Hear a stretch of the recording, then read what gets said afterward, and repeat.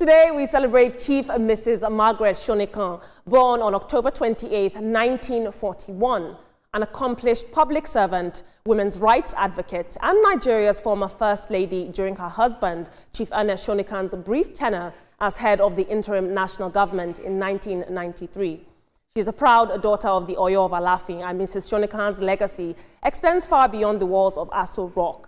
A University of Ibadan graduate with a degree in history, she began her career at the West African Examinations Council in 1965, and through her dedication and brilliance, she rose to become the national head of WAEC 3 decades later in 1995.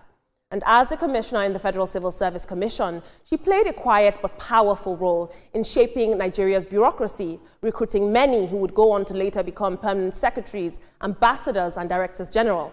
But perhaps her most remarkable legacy lies in her devotion to education, health, and women's empowerment. And even after leaving public office, Chief Mrs. Shonekan continued to champion causes that uplifted women and children.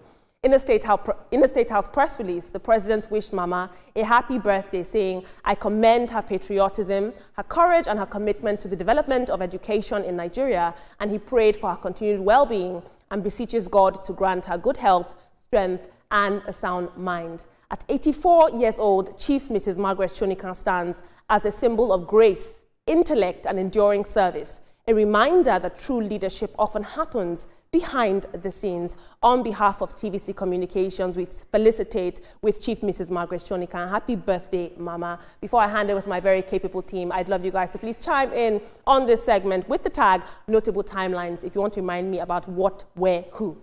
Team, you know, she's a very, very powerful woman. During the interim government of Ernest Shonekan, she stood in and she stood by him. She dedicated her life to years of civil service, a very humble and hectic profession. You know, when you hear stories like this, you remember that now is not behind, it's beside a successful man. She was a pillar, and people that were born around that time had principles that they stood by all their lives. So it's a happy birthday to you. 84 is looking good on you.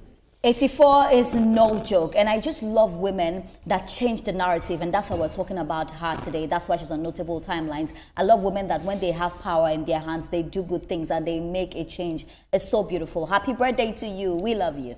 Although the husband did spend more than 83 days, you know, when it was the interim, you know, during the interim government, the interregnum. But the wife, you know, also went on to be a philanthropist. She played a very important role just as the husband.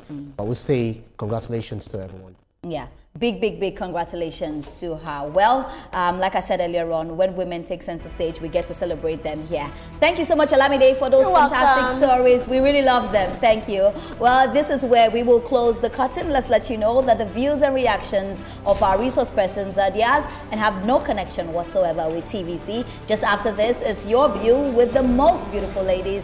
And then we have This Morning with Yori Folari. We'll see you tomorrow, bright and early. Good morning, Nigeria.